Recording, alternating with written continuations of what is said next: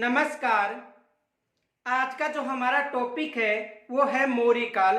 और मौर्य काल प्राचीन भारत के इतिहास में शामिल है। प्राचीन भारत का इतिहास। और प्राचीन भारत के इतिहास में जो आज हमारा टॉपिक है वो है मौर्य काल।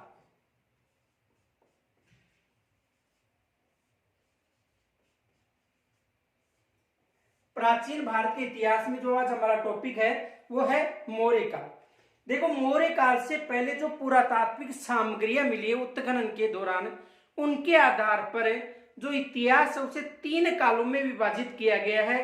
कुछ चर्चा उसकी करते हैं, उसके बाद में जो मौर्य काल है उसका अध्ययन करेंगे।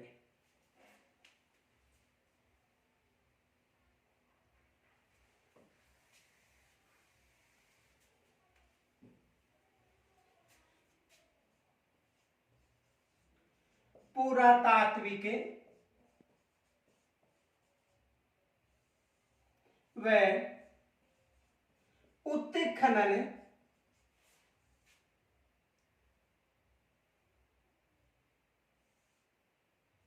से प्राप्त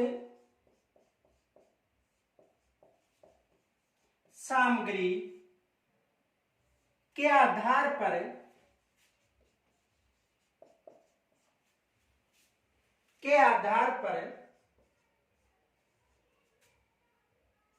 इतिहास को 3 कालों में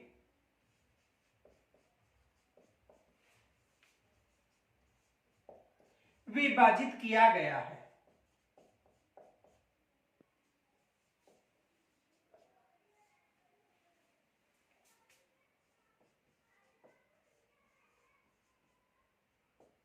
देखो, पुरातात्विक व उत्खनन से जो सामग्रियां मिली हैं उनके आधार पर जो इतिहास है उसे 3 कालों में विभाजित किया गया है।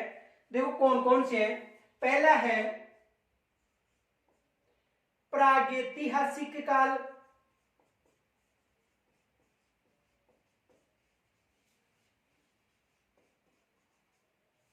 दूसरा है आद्य ऐतिहासिक काल,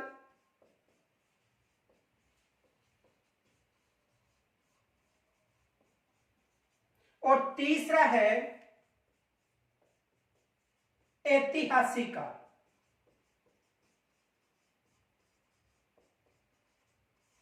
यानी जो उत्खनन और पुरातात्विक जो सामग्रियां मिली है उनके आधार पर जो इतिहास है उसे 3 कालों में विभाजित किया गया है। प्रागैतिहासिक काल, आदि ऐतिहासिक काल और ऐतिहासिक काल। देखो, प्राग ऐतिहासिक काल किसे कहते हैं। देखो, प्राग ऐतिहासिक काल में कोई लिखित सामग्रियां नहीं मिली है। केवल जो उत्खनन के दौरान जो सामग्रियां प्राप्त हुई है उनके आधार पर ही इस काल का अनुमान लगाया जाता है। और इस काल को पाषाण काल भी कहा जा सकता है। पाषाण काल यानी जो उत्खनन के दौरान जो सामग्रियां मिली हैं उन सामग्रियों के आधार पर ही अनुमान लगाया जाता था। और इस काल को पाषाण काल भी कहा जाता है। और इस काल में कोई लिपि नहीं थी। उसके बाद जो आद्य ऐतिहासिक काल है, इस काल में लिपि थी, लेकिन जो संपूर्ण लिपि थी उसका अध्ययन संभव नहीं था। इस काल में लिपि नहीं थी। इस काल में आद्य ऐतिहासिक काल में लिपि तो थी, लेकिन संपूर्ण लिपि का अध्ययन संभव नहीं था। और इस काल में वैदिक सभ्यता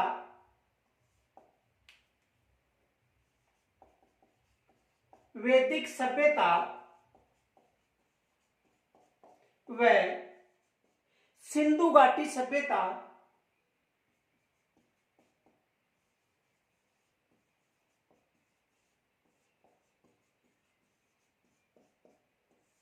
सम्मिलित है। यानी जो आद्य ऐतिहासिक काल है इस काल में लिपि थी, लेकिन जो लिपि थी उस लिपि का अध्ययन संभव न था। कुछ लिपि का अध्ययन संभव था, लेकिन संपूर्ण लिपि का अध्ययन संभव नहीं था। इस काल में वैदिक सभ्यता और सिंधु घाटी सभ्यता शामिल है। ऐतिहासिक काल, यानी ऐतिहासिक काल को इतिहास का प्रारंभ काल भी माना जाता है। इस काल में जो साहित्य स्रोत मिले थे या इनके अलावा जो अन्य जो ग्रंथ थे उनमें जो लिपि थी उस लिपि का अध्ययन संभव था, तो इसे ऐतिहासिक काल कहा जाता है। और इस काल का जो प्रारंभ था ईसा पूर्व 6वीं शताब्दी से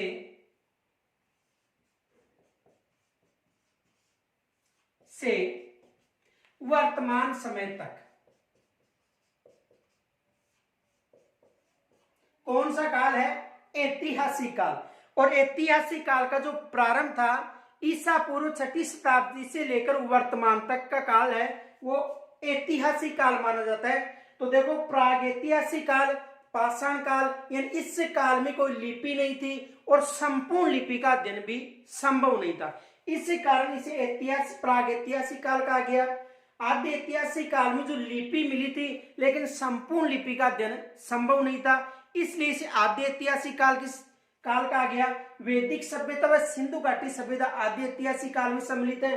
और ऐतिहासिक काल का मतलब कि वह काल जिसमें जो इतिहास लिखा गया था वो प्रमाणिक इतिहास माना जाता है। और इसका ईसा पूर्व से 6वीं शताब्दी से लेकर वर्तमान तक का जो समय है उसे ऐतिहासिक काल कहा जाता है।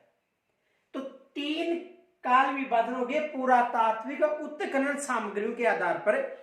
यहां तक स्क्रीनशॉट ले लो।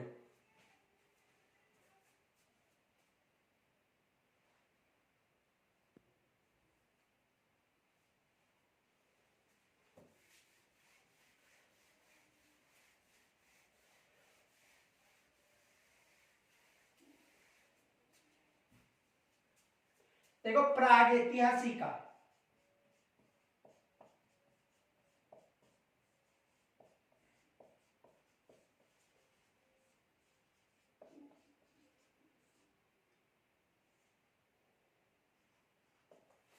देखो इस काल में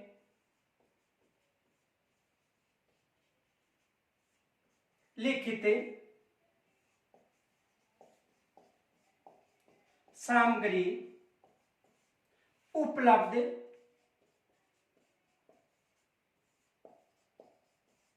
नहीं थी। इसे प्रागैतिहासिक काल कहा गया।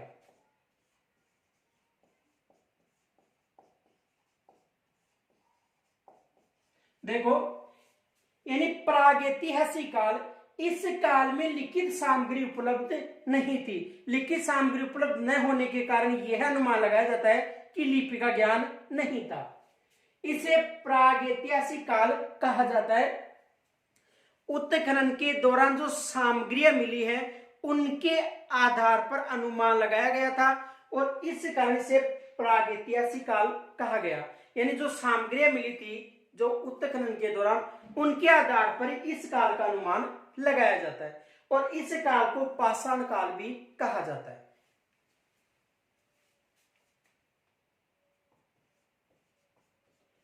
प्रागैतिहासिक काल को पाषाण काल भी कहा जाता है।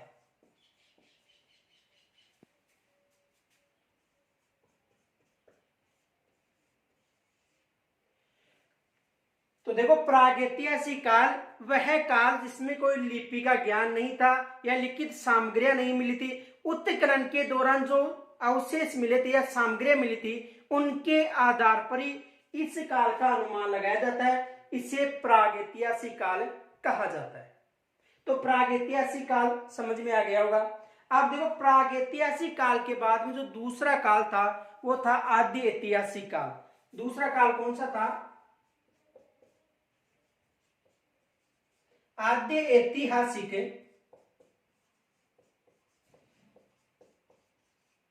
काल।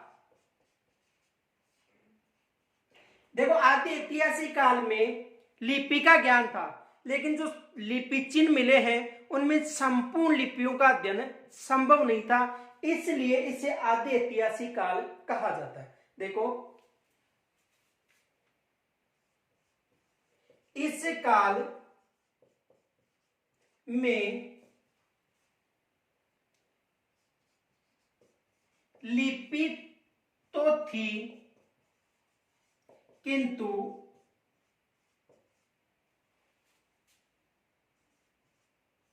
संपूर्ण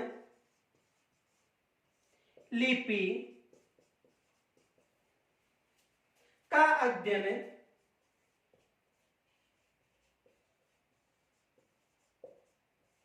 संभव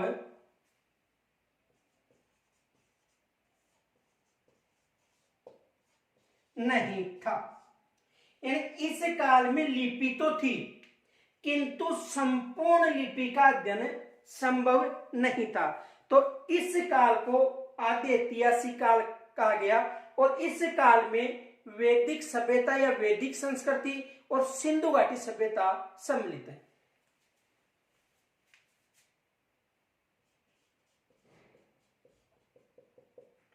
वैदिक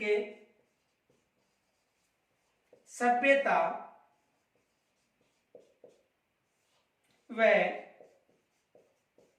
सिंधु घाटी सभ्यता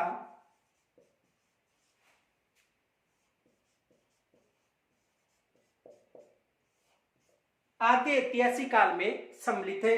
देखो वैदिक संस्कृति भी आ सकता है, इनके अलावा जो सिंधु घाटी सभ्यता है यहाँ पर हड़प्पा कालीन सभ्यता भी आ सकती है, क्योंकि सिंधु घाटी सभ्यता सिंधु नदी के अपवा क्षेत्र में जो सभ्यताएं विकसित हुई है उनके आधार पर इस सिंधु घाटी सभ्यता कहा गया था। लेकिन जैसे इनका जो क्षेत्र था सिंधु घाटी जो अपवा तंत्र के अलावा, जैसे गुजरात मान लो, उत्तर प्रदेश मान लो या बलूचिस्तान मान लो, वहां पर भी सभ्यता के जो उत्खनन के अवशेष मिले, तो उसके बाद जो इतिहासकार है इस सभ्यता को जो प्रथम उत्खनन हुआ था हड़प्पा का, तो उसके आधार पर इसे हड़प्पा कालीन सभ्यता भी कहा जाता है। तो प्रागैतिहासिक काल में लिपि का ज्ञान नहीं था, केवल उत्खनन के दौरान जो सामग्रियां मिली है उनके आधार पर ही अनुमान लगाया गया था। आदि ऐतिहासिक काल में लिपि का ज्ञान था, लिपि से परिचित थे, लेकिन उस लिपि का संपूर्ण अध्ययन संभव नहीं हो सका। इस कारण से आदि ऐतिहासिक काल कहा जाता है, और इस काल में वैदिक सभ्यता व सिंधु घाटी सभ्यता सम्मिलित है। और इतिहास का जो प्रारंभ है वो सभ्यताओं से माना जाता है। इतिहास का प्रारंभ कहां से माना जाता है? सभ्यताओं से माना जाता है। एग्जाम में प्रश्न भी बन सकता है कि इतिहास का प्रारंभ माना जाता है सभ्यताओं से, तो यहां तक स्क्रीनशॉट ले लो।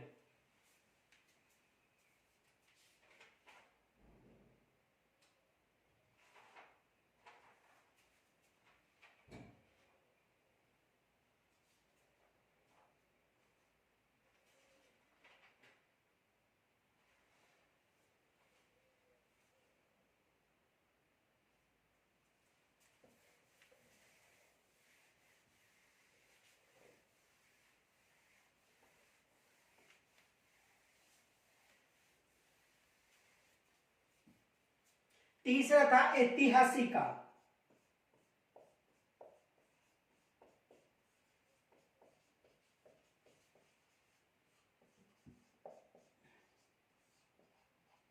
ऐतिहासिक काल, देखो ऐतिहासिक काल में जो लिपि मिली थी उस लिपि का अध्ययन संभव था।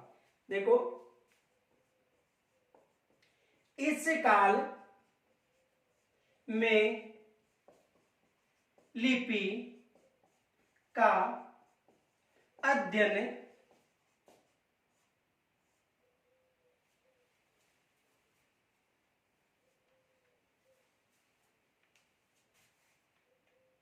इस काल में लिपि का ज्ञान प्राप्त करके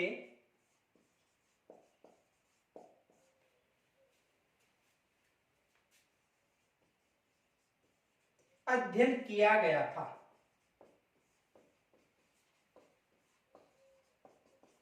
यानी इस काल में लिपि का ज्ञान प्राप्त करके अध्ययन किया गया था। यानी कहने का मतलब है कि वह काल जिसमें जो लिपि मिली थी उस संपूर्ण लिपि का अध्ययन किया गया था। तो उसे कौन सा काल कहा जाता है? आद्य ऐतिहासिक काल। और इतिहास का जो काल प्रारंभ माना जाता है वो यहां से ही माना जाता है। यहां से इसलिए माना जाता है क्योंकि जो प्रागैतिहासिक काल है उसमें उत्खनन के आधार पर अनुमान लगाया गया था। आद्य ऐतिहासिक काल में जो सामग्रियां मिली थी या जो स्रोत मिले थे उनका अध्ययन संभव नहीं था, और इस काल में अध्ययन संभव था तो इसे ऐतिहासिक काल कहा जाता है। और इस काल का जो प्रारंभ था ईसा पूर्व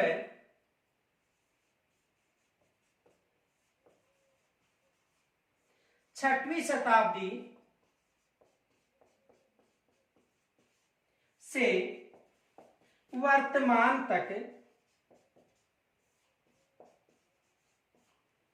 का जो काल है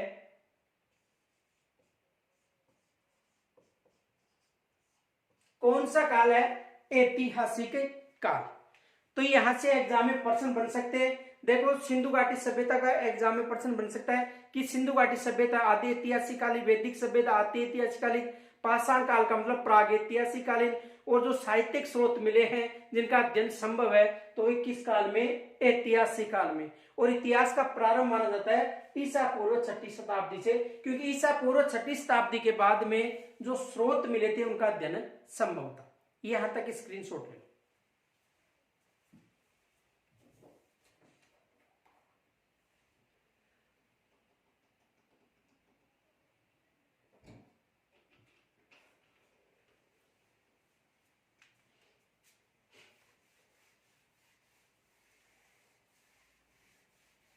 देखो अब हमें मौर्य काल का अध्ययन करेंगे।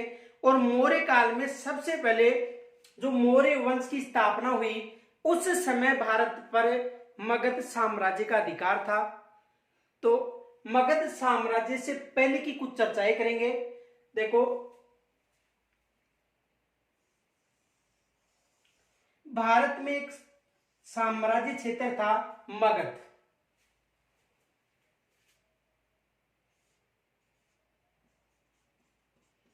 मगध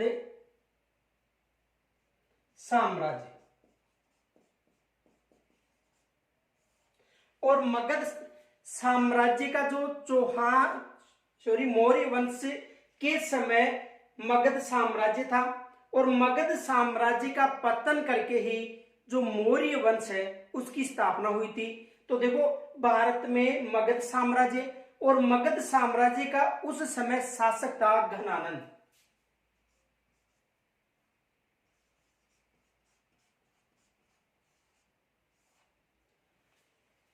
देखो जो मौर्य वंश है, मौर्य वंश ने, जो मौर्य वंश का संस्थापक था चंद्रगुप्त मौर्य, अपने गुरु चाणक्य के सहयोग से मगध क्षेत्र का जो शासक था घनानंद, इसे पराजित करके अपने वंश की स्थापना की थी। और जो मौर्य वंश था उसका जो कार्यकाल था वो था 323 ईस्वी पूर्व से 185 ईस्वी पूर्व तक। ये जो काल था ये था मौर्य वंश का शासन काल। तो देखो मौर्य वंश की स्थापना हुई थी 323 ईस्वी पूर्व से लेकर 185 ईस्वी पूर्व तक मानी जाती है। तो 323 ईस्वी पूर्व से जो मगध साम्राज्य था यहां पर किसका अधिकार था? घनानंद का। यानी शासक कौन था?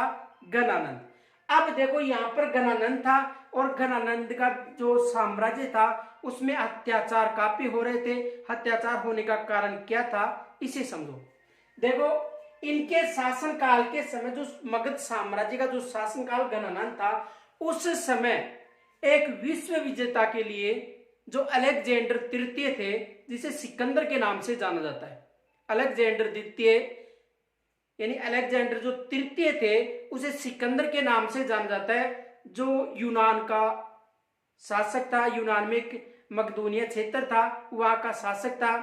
और उनके जो पिता थे फिलिप द्वितीय थे, उनकी हत्या किसी जो सुरक्षा करते हैं उनके द्वारा कर दी गई थी। उसके बाद उन्होंने उत्तराधिकारी का युद्ध लड़ा, और उत्तराधिकारी का युद्ध लड़ने के बाद उसके जो उत्तराधिकारी का युद्ध लड़ा, उसके बाद उसकी इच्छा हुई कि मैं संपूर्ण विश्व पर शासन करूं। तो उन्होंने जो अभियान प्रारंभ किया था उनकी चर्चा करेंगे।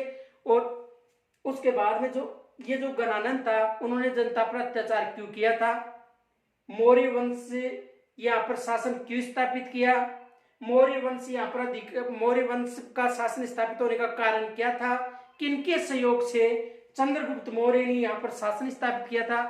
तो सबसे पहले देखो, यहाँ पर पूछने से पहले जो यूनानी शासक था अलेक्जेंडर तृतीय, जिसे सिकंदर के नाम से जाना जाता है, तो वहां से श्रृंखलाबद्ध यहां तक अध्ययन करेंगे। तो देखो, यूनान क्षेत्र की बात करें, जो यूनान क्षेत्र है, तो यूनान क्षेत्र में मकदूनिया एक राज्य था। इस क्षेत्र का राज्य कौन सा था, मकदूनिया। देखो, यूनान का एक राज्य था मकदूनिया। यहां का जो शासक था वो था अलेक्जेंडर तृतीय, जिसे सिकंदर के नाम से भी जाना जाता है। तो देखो, यूनान का शासक कौन था, यूनान का जो क्षेत्र मकदूनिया, यहां का शासक कौन था,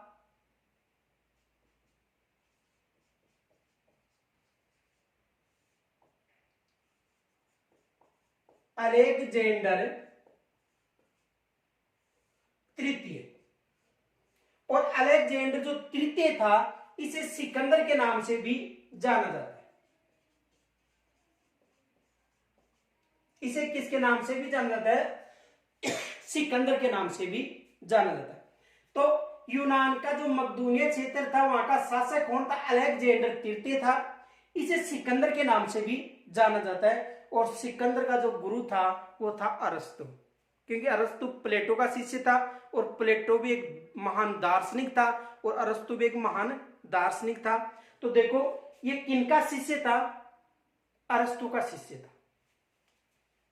यानी अलेक्जेंडर के गुरु का नाम क्या था, अरस्तु। अलेक्जेंडर के गुरु का नाम क्या था, अरस्तु। तो और इनके पिता का नाम क्या था,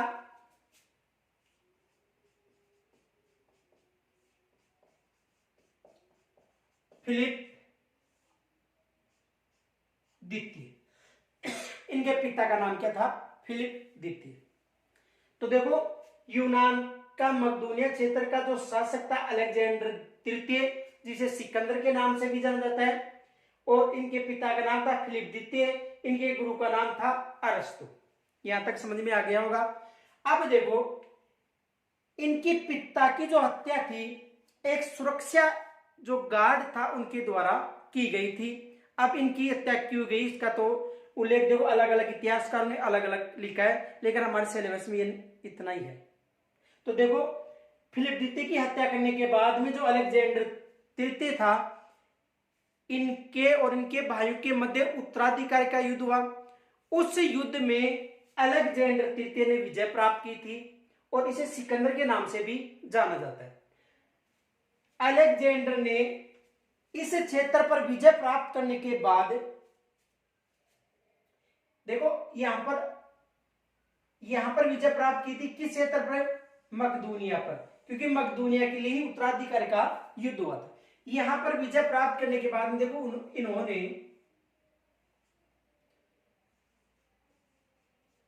ईरान व इराक प्रांतों पर विजय प्राप्त की।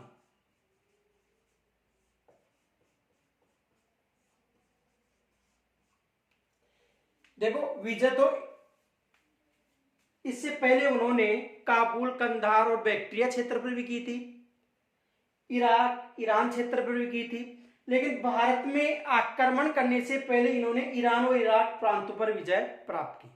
यहां पर विजय प्राप्त करने के बाद देखो, विश्व विजेता के लिए इन्होंने अभियान किया था, किन्होंने, सिकंदर ने या अलेक्जेंडर तृतीय। एग्जाम में अलेक्जेंडर तृतीय भी आ सकता है और सिकंदर भी आ सकता है, ऑप्शन में कोई सा भी आ सकता है। तो अलेक्जेंडर तृतीय और या सिकंदर। तो अपने क्षेत्र के लिए यानी पिता की हत्या करने के बाद उत्तराधिकारी के युद्ध में इन्होंने वहां पर जो इनके भाई थे उनको पराजित किया। पराजित करने के बाद भी मकदूनिया का ये शासक बन गया और विश्व विजेता के लिए यहां से ये उन्होंने अभियान प्रारंभ कर दिया। तो ईरान और इराक प्रांतों पर विजय प्राप्त करने के बाद उनका जो झुकाव था वो भारत की तरफ अधिक था। तो यहां पर इन्होंने विजय प्राप्त कर ली। उसके बाद देखो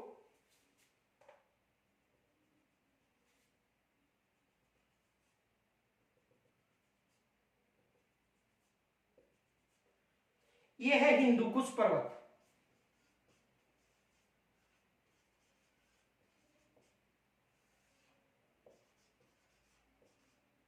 हिंदुकुश पर्वत, और इस हिंदुकुश पर्वत में एक दर्रा था,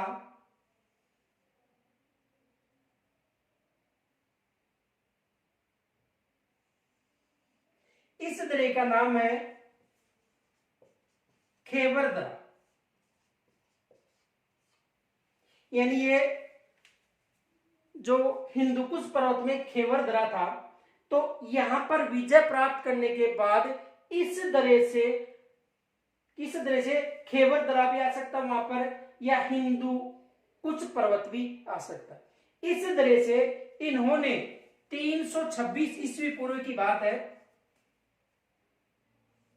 326 ईस्वी पूर्व, इस दर्रे से इन्होंने भारत ये क्षेत्र में प्रवेश किया।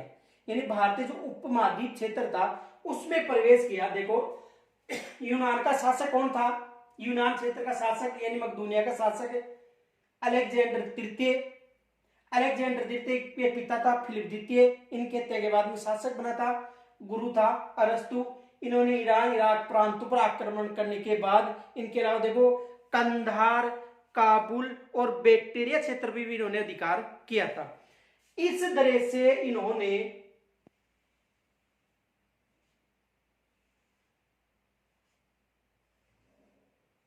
भारतीय उपमहाद्वीप पर प्रवेश कब किया?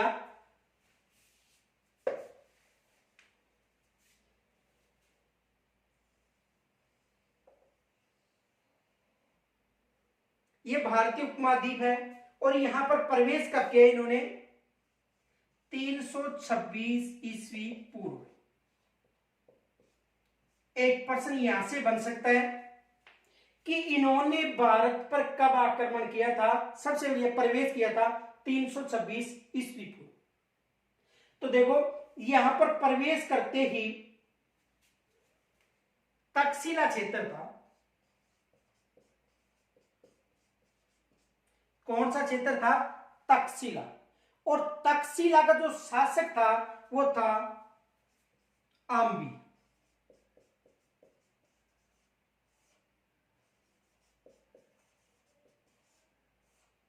तक्षशिला का शासक कौन था? आम्बी।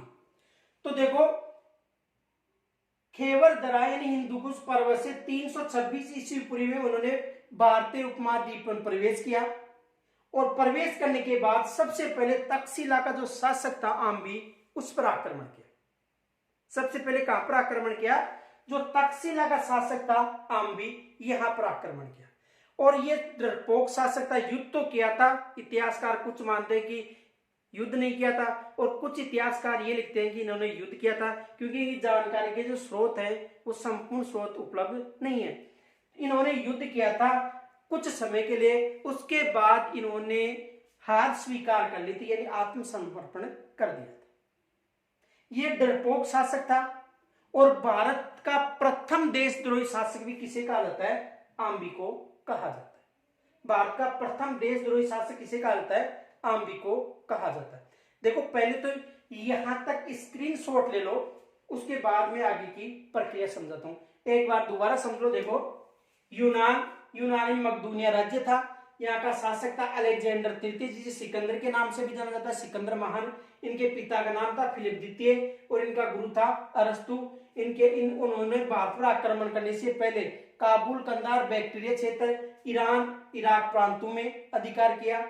यहाँ पर विजय प्राप्त करने के बाद इन्होंने खेबर दर्रे से यानी हिंदुकुश पर्वत में खेवर दरा था, वहां से 326 ईस्वी पूर्व में भारत में प्रवेश किया। प्रवेश करते ही इन्होंने तक्षशिला के शासक आम्बी पर आक्रमण किया।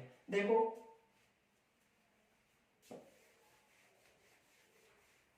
यहां से देखो, यानी किन पर आक्रमण किया? आम्बी पर।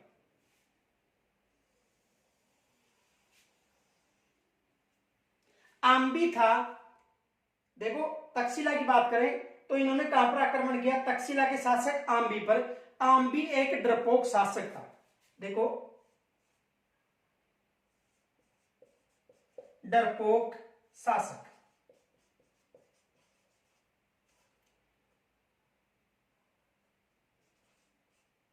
आम्बी एक डरपोक शासक था और इस आम्बी को ही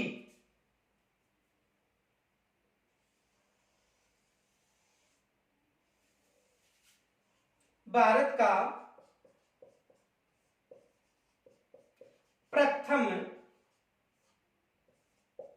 देशद्रोही शासक कहा जाता है।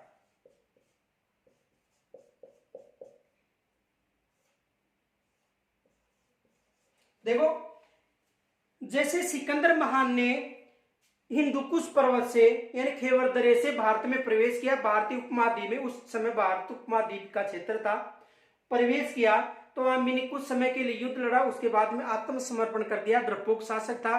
इसे प्रथम देशद्रोही शासन इसलिए कहा जाता है क्योंकि उन्होंने जो सिकंदर था उनसे ये कहा कि आप मेरे क्षेत्र को तो बख्शो, मैं आपके अधीनता स्वीकार करता हूं, और जो संपूर्ण भारत में आपको अगर विश्व विजेता के लिए अधिकार करना है तो मैं बताता हूं कि आप किन किन शासकों पर अधिकार करो और वहां पर सफलता के लिए मैं आपके साथ हूं। यानी इन्होंने जो भारतीय उपमहाद्वीप के जो शासक थे उनका राज बताया था, इसी कारण इसे प्रथम देशद्रोही शासक कहा जाता है, क्योंकि इससे पता था कि किन किन क्षेत्रों पर अधिकार करने के बाद आपको सफलता मिल सकती है। तो देखो डरपोक शासक था, इनके अलावा इसे भारत का प्रथम देशद्रोही शासक कहा जाता है। अब देखो यहां पर अधिकार हो गया सिकंदर का। अब सिकंदर को ये जो आम्बी था इन्होंने ये कहा कि एक पुरु राज्य है और वहां का शासक है पोरस, उस पर आक्रमण करो। तो इनके कहने पर, आम्बी के कहने पर, पुरु राज्य का जो शासक था पोरुस, उस पर आक्रमण किया था। किन्होंने किया था? सिकंदर महान ने। तो देखो इधर देखो, ये आम्बी पर आक्रमण हो गया। भारत में पहला आक्रमण कहां पर किया था? आम्बी पर, तक्षशिला पर। यह भी प्रश्न बन सकता है कि सिकंदर महान ने भारत पर सबसे पहले आक्रमण कहां पर किया था? तक्षशिला क्षेत्र पर। जो शासक कौन था? आम्बी। अब देखो यहां पर आक्रमण करने के बाद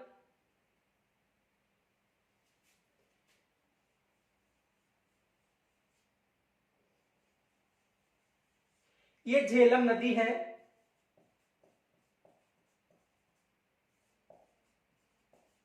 कौन सी नदी है? झेलम नदी। देखो यहां तक स्क्रीनशॉट ले लो, आगे लिखा रहा हूं, स्क्रीनशॉट ले लो।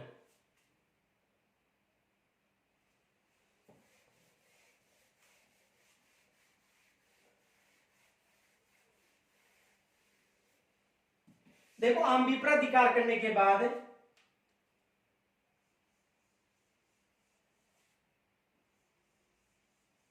ये नदी है झेलम नदी,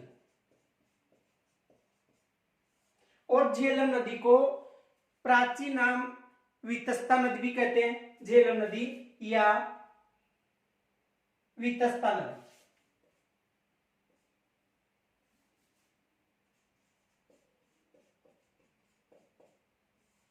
झेलम नदी या वितस्ता नदी। और दूसरी ये नदी है चिनाब।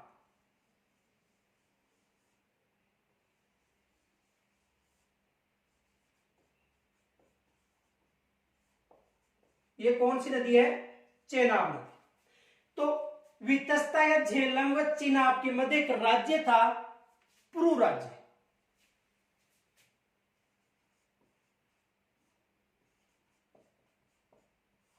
और पूर्व प्रांत का जो शासक था वो था पोरुस।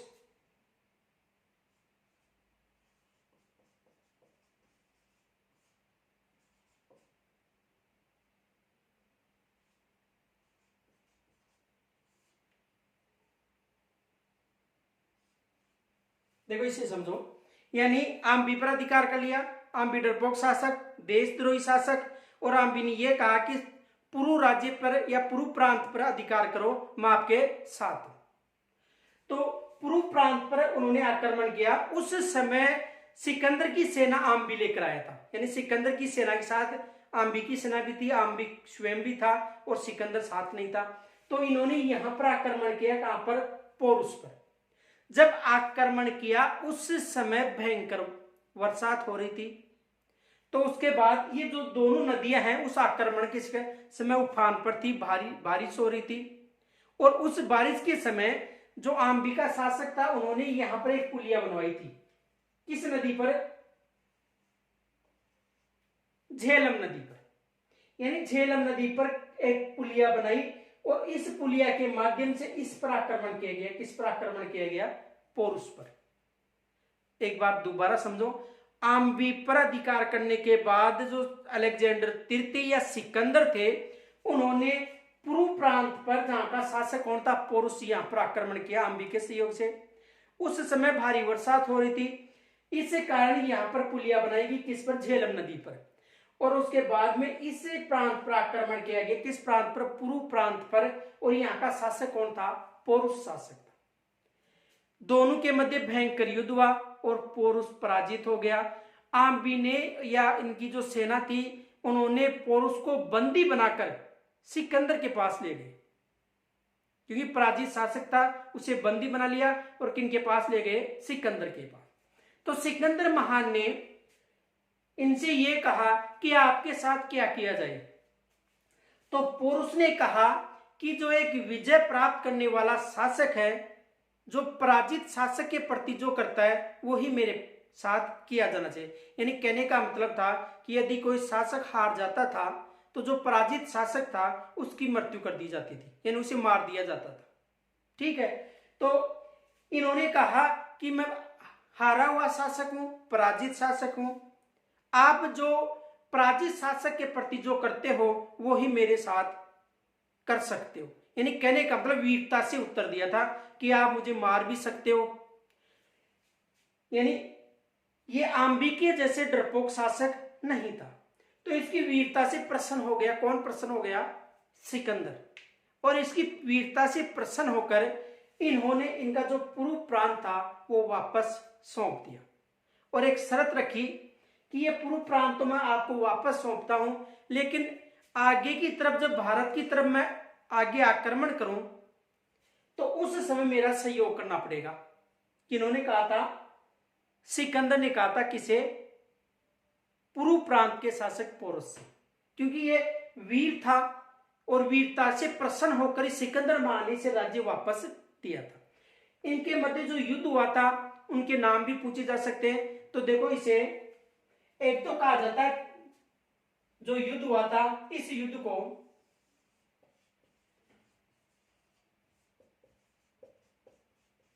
झेलम का युद्ध। एक तो कौन सा युद्ध कहा जाता है? झेलम का। इनके अलावा देखो, झेलम नदी का जो उपनाम था वो था वितस्ता का युद्ध, यानी इसे वितस्ता भी कहा जाता है, तो इसे वितस्ता का युद्ध भी कहा जाता है।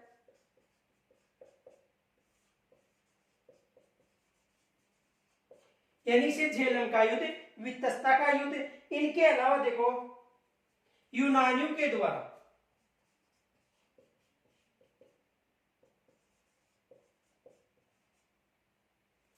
यूनानी जो इतिहासकार था इसे हाइडे स्पीच का युद्ध भी कहते हैं। देखो, आम्बी के बाद इन्होंने पूर्व प्रांत पर आक्रमण किया। शासक था पोरुस। झेलम या वितस्ता व चिनाब के मध्य था। विजय कौन हुआ था? सिकंदर की सेना। बंदी बनाकर सिकंदर के पास ले गए थे और वीरता से इन्होंने उत्तर दिया था, क्योंकि सिकंदर महान ने पूछा था कि आपके साथ क्या किया जा सकता है, तो इन्होंने कहा था कि जो हारा हुआ अपराजित शासक है उसके साथ जो विजय प्राप्त करने वाला शासक है वो करता है, वही किया जा सकता है। यानी कहने का मतलब कि जो शासक जीत जातो वो हारे हुए शासक जो विकी का करतो मृत्यु कर देता, यानी उसे मरा दिया जाता था। तो इन्होंने वीरता से उत्तर दिया था। किन्होंने दिया था? पोरुष ने। इस कारण सिकंदर महान से प्रभावित होकर पूर्व राज्य इसे वापस सौंप दिया था और यह कहा था कि मैं भारत की तरफ आगे की तरफ आक्रमण करूंगा, उस समय आप मेरे साथ रहना। उसके बाद देखो कुछ इतिहासकार ये भी बताते हैं कि इनकी वीरता से प्रसन्न हो गया था। उसके बाद जो पुरुष था उनको, जो सिकंदर महान की जो रानी थी उसका धर्मभाई भी बनाया गया था। इतिहासकारों का मानना है, काल्पनिक बातें। आगे देखो, झेलम का युद्ध, वितस्ता का युद्ध और यूनानी से हाइडेस्पीज का युद्ध भी कहा था। तो यहां से एग्जाम में प्रश्न बन सकता है कि झेलम का युद्ध या वितस्ता का युद्ध या हाइडेस्पीज का युद्ध किन के मध्य लड़ा गया था? तो सिकंदर महान या अलेक्जेंडर तृतीय व पोरुष के मध्य लड़ा गया था। यहां तक समझ में आ गया। अब देखो यहां पर विजय प्राप्त करने के बाद इन्होंने, इनकी जो सेना थी वो रावी नदी के तट से वापस चली गई थी। किस नदी के तट से?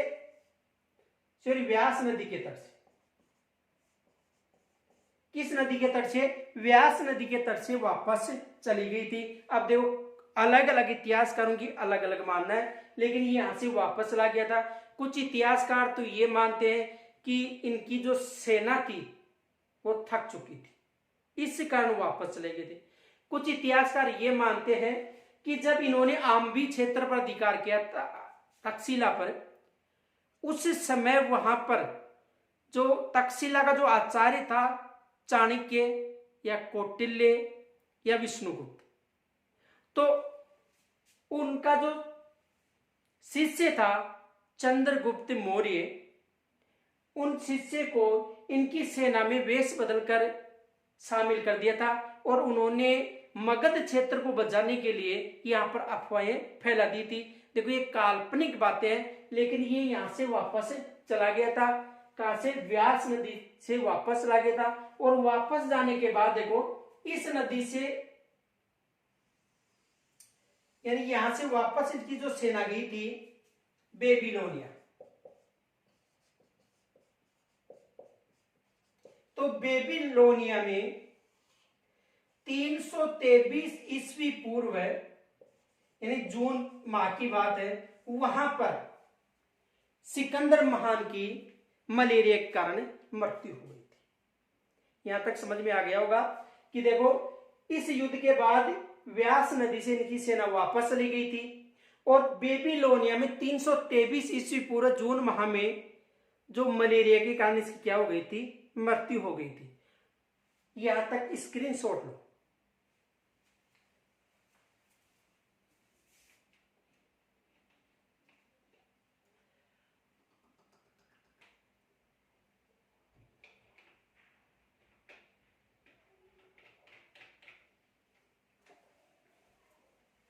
देखो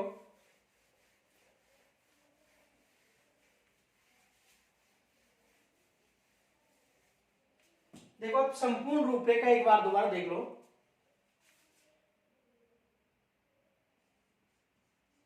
मकदूनिया, और मकदूनिया का शासक कौन है? सिकंदर या अलेक्जेंडर तृतीय। ठीक है। अब ये सिकंदर ने सबसे पहले देखो आक्रमण तो इन्होंने कंधार, काबुल, बैक्ट्रिया क्षेत्र भी किया था, ईरान, लेकिन भारत से पहले इन्होंने आक्रमण किया था इराक और ईरान पर। तो देखो यहां से जो ये शासक था मकदूनिया का, कौन था? सिकंदर या अलेक्जेंडर तृतीय। जो पीछे स्क्रीनशॉट लिया उनमें इनकी संपूर्ण डिटेल है। तो यहां से उन्होंने ईरान व इराक पर आक्रमण किया। ईरान इराक के बाद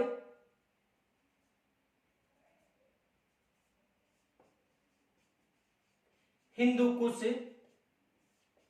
पर्वत, और हिंदू कुश पर्वत में भी कौन सा दरा है, खेवर दरा से भारत में प्रवेश किया।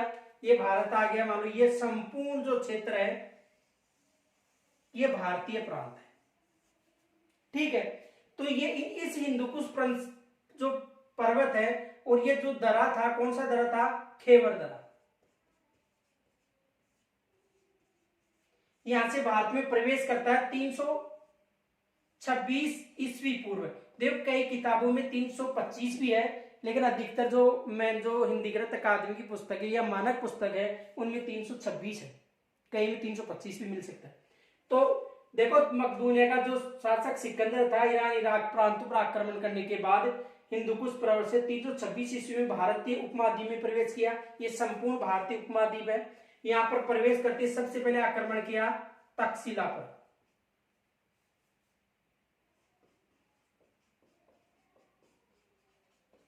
कहां पर आक्रमण किया, तक्षशिला पर। और तक्षशिला का शासक कौन था, आम्बी शासक था। तक्षशिला का शासक कौन था, आम्बी। उसके बाद इन्होंने अधीनता स्वीकार कर ली थी, पीछे लिखा दिया है। उसके बाद इन्होंने आक्रमण किया पूर्व प्रांत पर। शासक कौन था, पोरस। इनके मध्य युद्ध हुआ, वितस्ता का युद्ध, झेलम का युद्ध भी कह सकते हैं, या हाइडेस्पिस का युद्ध भी कह सकते हैं। उसके बाद इनकी जो सेना थी तक्षशिला के बाद यहाँ पर आक्रमण, और उसके बाद में जो रावी नदी है, सॉरी व्यास नदी से इनकी सेना वापस चली गई थी। किस नदी से, व्यास नदी से इनकी सेना वापस चली गई थी। और बेबीलोनिया में 323 ईस्वी में जो सिकंदर महान था उसकी मलेरिया के कारण मृत्यु हो गई थी। यहां तक समझ में आ गया होगा, इसका भी स्क्रीनशॉट ले सकते हो।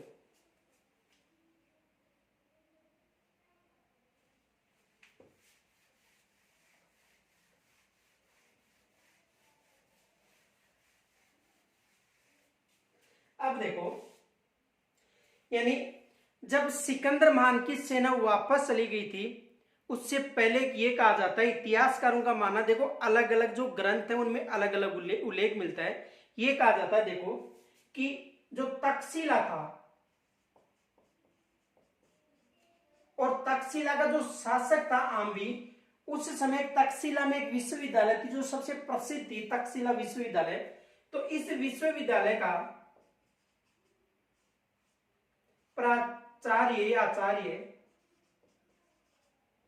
देखो प्राचार्य आचार्य की बात, आचार्य कौन था,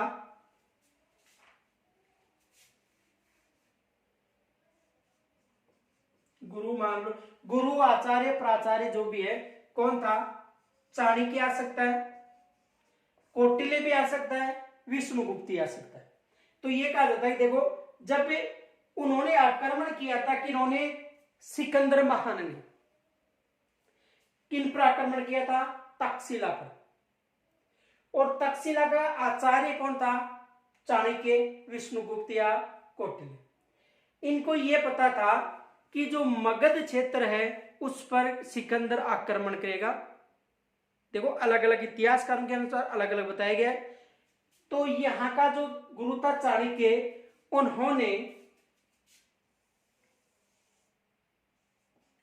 मगध शासक, इसका शासक कौन था, घनानंद। तो इनके शासक, मगध का जो शासक था घनानंद, इनसे मुलाकात की और ये कहा कि जो सिकंदर महान है वो आप पर आक्रमण करने आ रहा है। कहने का मतलब, इसे समझाने का कारण ये था क्योंकि ये जो शासक था विलासी शासक था। कौन सा शासक, मगध का शासक घनानंद विलासी शासक था, मोह माया में ही रहता था इनका मन। इनके अलावा मदिरा पान ये इनका शौक था।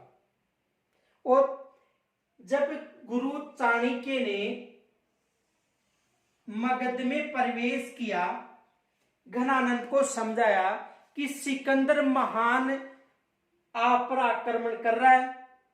यानी जब किसकी बात है, केवल आम्बी क्षेत्र पर आक्रमण किया उस समय की बात बताई जा रही है। किस पर आक्रमण किया था? आम्बी क्षेत्र पर आक्रमण किया उस समय की इतिहासकारों का मानना है। तो उस समय तक्षशिला का जो गुरु था चाणक्य मगध के शासक घनानंद को समझाया, लेकिन घनानंद मदिरा में, इनका जो अधिकतर जीवन है वो मदिरापान में ही था, यानी दारू के नशे में जो चाणक्य था उसकी जो सिक्का यानी चोटी को पकड़कर द्वार से बाहर फेंक दिया था, उसे अपमानित किया था। किन्हें कहा? किसे? चाणक्य को अपमानित किया था। इस कारण चाणक्य ने यह कहा था कि मैं तेरा विनाश न कर दूं, उस समय तक मेरी चोटी को नहीं बांधूंगा, क्योंकि ब्राह्मण अपनी जो सिक्का यानी चोटी उसको बांधते थे, तो चोटी यानी सिक्का को खोल दी थी, चोटी को खोल दी थी, और ये कहा था कि मैं जब तक तेरा विनाश नहीं कर दूंगा उस समय तक मेरी जो सिक्का यानी चोटी उसको नहीं बांधूंगा। कुछ इतिहासकार तो ये बताते हैं, कुछ इतिहासकार ये बताते हैं कि तक्षशिला के गुरु चाणक्य भ्रमण करने के लिए मगध क्षेत्र में आया था। यहां की जनता का शोषण हो रहा था और यहां की जनता के शोषण के कारण इन्होंने घनानंद को समझाया था, उस समय अपमानित किया था। और कुछ इतिहासकारों का यह मानना है कि जो घनानंद था विलासी शासक था, अत्याचार करता था, आम जनता पर काफी कर व्यवस्था लागू थी, अत्याचारी भी था। तो इन्होंने इस अत्याचार से मुक्ति पाने के लिए जो ब्राह्मण थे उनको भोजन करवाता था, पुण्यदान देता था। जब इन्होंने मगध क्षेत्र में सभी ब्राह्मणों के लिए सामूहिक भोजन रखा, उस समय जो चाणक्य था वो भी उपस्थित था। जब चाणक्य प्रवेश करता है तो प्रवेश करते समय यहाँ की जो जनता थी उनके शोषण अत्याचारों को ये देखता है, और शोषण अत्याचारों को देखने के बाद वहां पर जब भोजन कराने के समय उसके बाद इनको जो दान दक्षिणा दी जाती थी, उस समय इन्होंने ये कहा था चाणक्य ने कि ये दान दक्षिणा मैं नहीं लूंगा, क्योंकि आप तो एक अत्याचारी शासक हो, जनता की जो अत्याचार है उन पर आप जनता पर अत्याचार करते हो। तो उस समय यह कहा जाता है कि इसकी जो सिक्का यानी चोटी थी उसको पकड़कर द्वार से बाहर फेंकवा दिया था। इसी कारण इन्होंने बदला लेने के लिए कहा था और ये कहा था कि आपका विनाश नहीं कर दूंगा उस समय तक मेरी चोटी को नहीं बांधूंगा। तो देखो अलग अलग इतिहासकारों का अलग अलग मानना है, लेकिन हमें तो यही याद रखना है कि जो चाणक्य था वो घनानंद के अत्याचारों का बदला लेने के लिए यहां पर मौर्य वंश की स्थापना करने में सहयोग किया था। अब देखो तक्षशिला का शासक था आम्बी पर अधिकार करने के बाद इन्होंने चाणक्य ने मगध के शासक को समझाने के लिए मगध में प्रवेश किया था। जब इसकी बेइज्जती की गई थी, अपमानित किया गया था, सिक्का यानी चोटी को पकड़कर द्वार के बाहर तक धकेल दिया गया था, तो इन्होंने अपमानित का बदला लेने के लिए ये कहा था कि मैं तेरा विनाश कर दूंगा। उसके बाद जब मगध क्षेत्र से वापस जा रहा था, इस क्षेत्र से वापस कहां जा रहा था? तक्षशिला।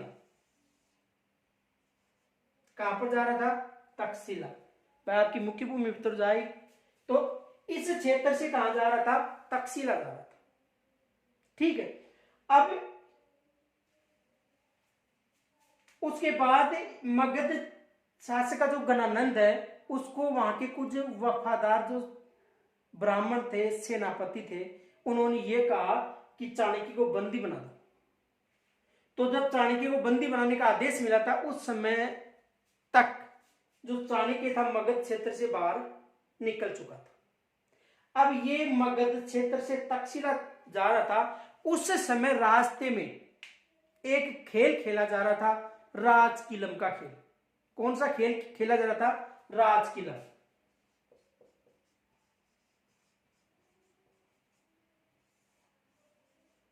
राजकिलम खेल। और इस राजकिलम खेल में देखो राजकिलम खेल क्या है पहले तो इसे समझो। देखो एक खेल था राजकिलम खेल। देखो एक पिंजरा था, ये पिंजरा मान लो, और इस पिंजरे का ये मुख्य द्वार मान लो, और ये पिंजरा हो गया। और इस पिंजरे में एक शेर था।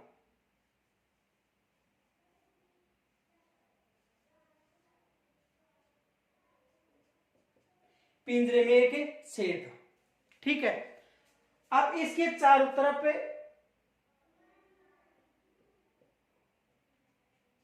कुछ व्यक्ति खड़े थे। राजकिलम खेल के बारे में बता रहा हूं कि राजकिलम खेल क्या था। यानी एक पिंजरा था, इस पिंजरे में एक मोम का शेर था, चारों तरफ व्यक्ति खड़े थे।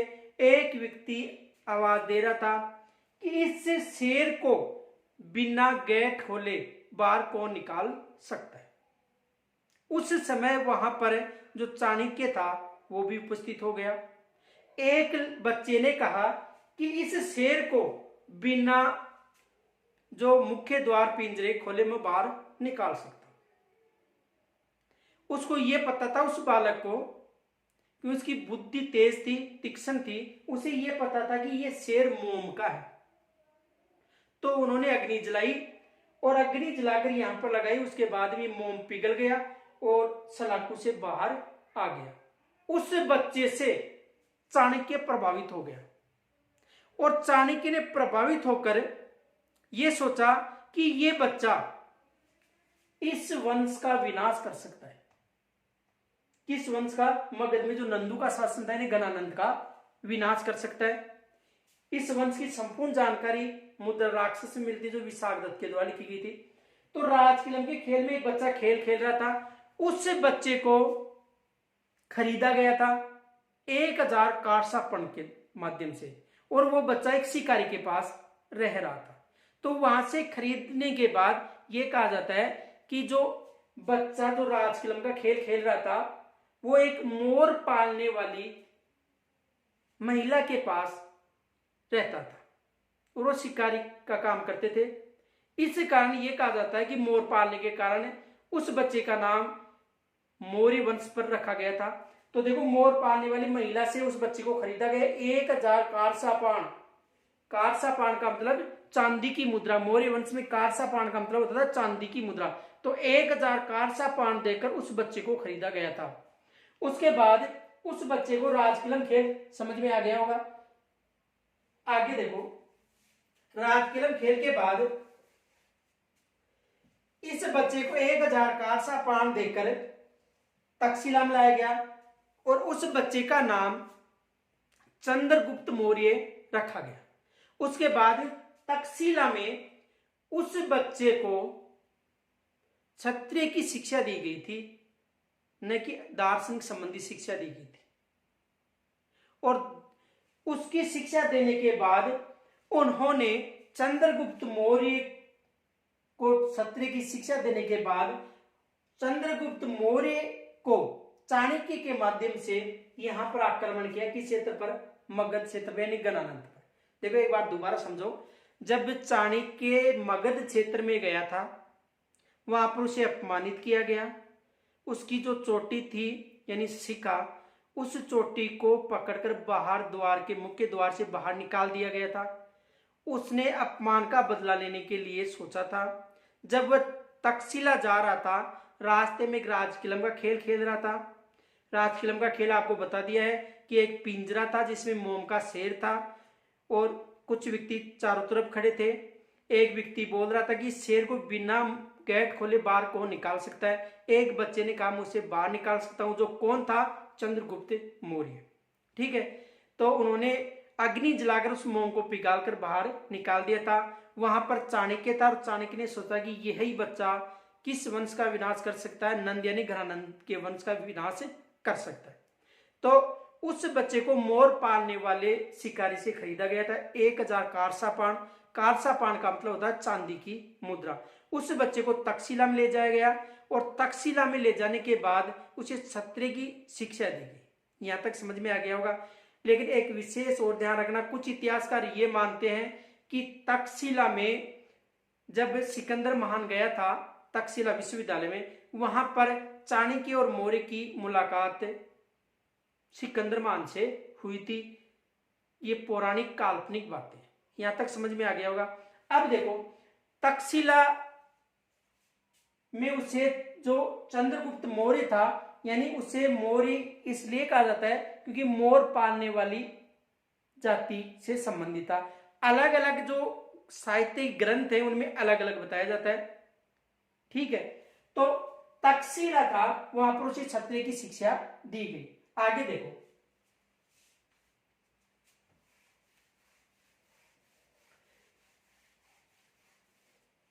अब देखो तक्षशिला जो मगध क्षेत्र था, और मगध क्षेत्र का शासक कौन था? घनानंद। अब देखो ये जो घनानंद था, यहां पर चाणक्य और चंद्रगुप्त ने कई बार आक्रमण किया। किन्होंने? चंद्रगुप्त व चाणक्य ने। देखो वहां पर चाणक्य, कौटिल्य, हरिहर, विष्णुगुप्त, कई नाम मिल सकते हैं। ठीक है, लेकिन इन्होंने कहां पर आक्रमण किया? यहां पर आक्रमण किया।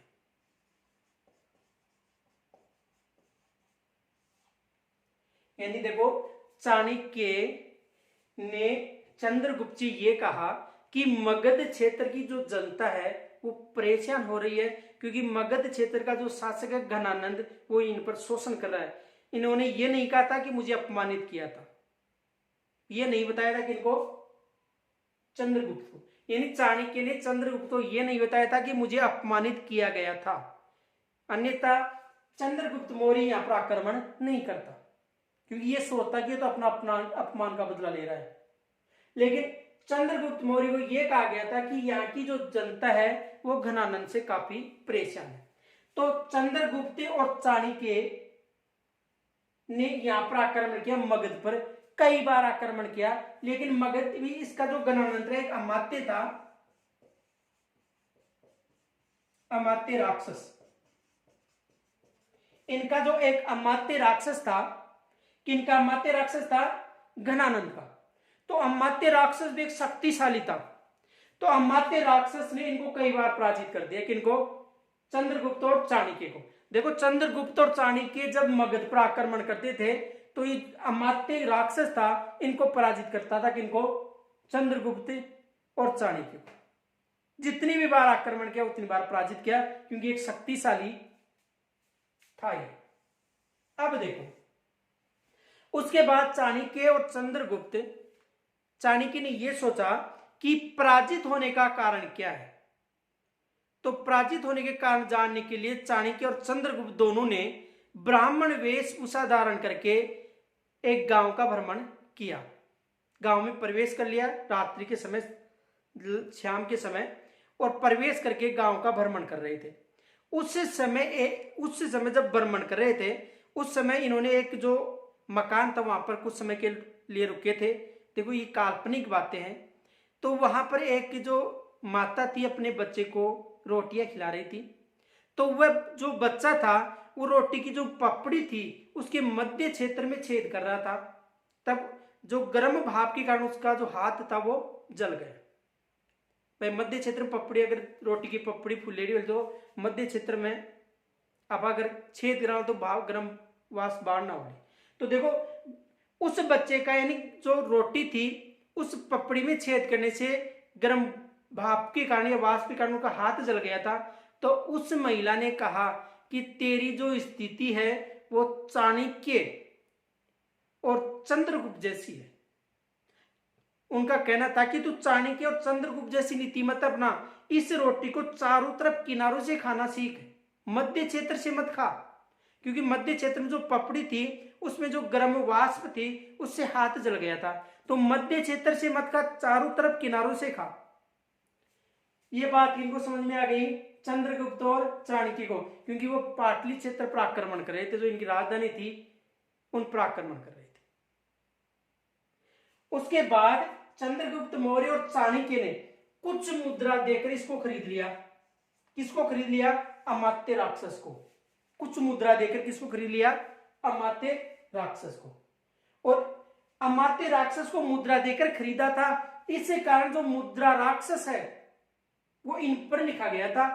मुद्रा, देखो चंद्रगुप्त और चाणक्य ने मुद्रा देकर किसे खरीदा? अमात्य राक्षस। तो क्या हो गया? मुद्रा और राक्षस, मुद्राक्ष। मुद्रा राक्षस किसकी थी?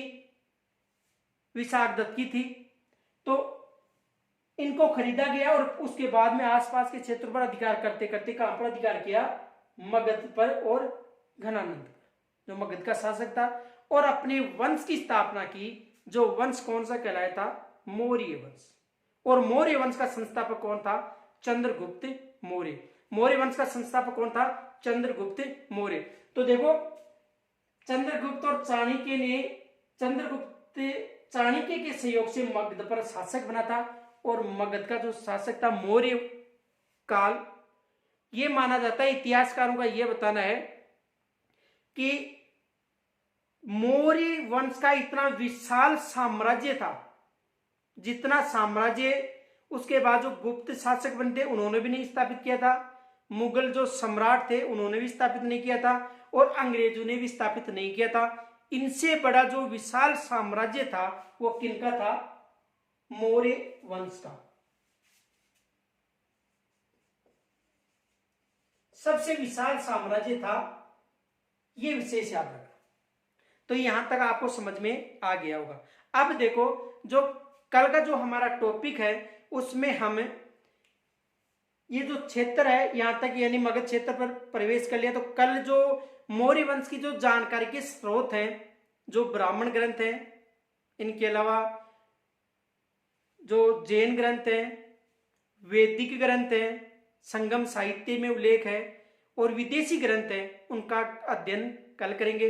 यहां तक यदि आपको समझ में आ गया तो इसे लाइक तथा शेयर जरूर करना, और यदि कोई समस्या हो तो कमेंट्स के द्वारा जरूर बताना।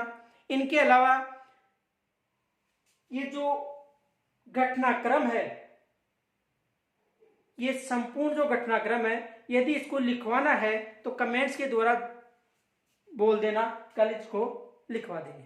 लेकिन यहां तक संपूर्ण जो डिटेल है वो यदि समझ में आ गई तो इसे लाइक व अपने जो ग्रुप है उनमें जरूर शेयर करना। धन्यवाद।